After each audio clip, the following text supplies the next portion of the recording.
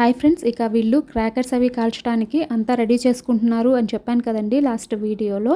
పెద్ద పెద్ద టపాసులు ఉంటే అవి కూడా చేత్తోనే పట్టుకొని వేసేస్తున్నారనమాట. మాకేమో ఒకవైపు భయమేస్తూ ఉంది. అన్నిసార్లు టైము ఒకేలా ఉండదు కదండి.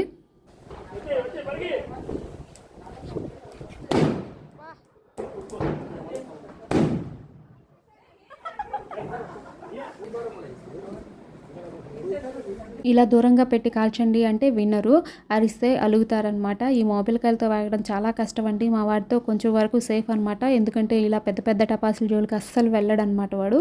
ఏదో నెల టపాసులు ఇవి కాల్చుకుంటూ ఉంటాడు. ఇక్కడ రెయిన్బో ఫామ్ అయింది చూడండి. ఇక ఆ రోజు కొద్దిగా గ్యాప్ ఇచ్చిందనమాట ఈ టపాసులు అవి కాల్చుకోవటానికి.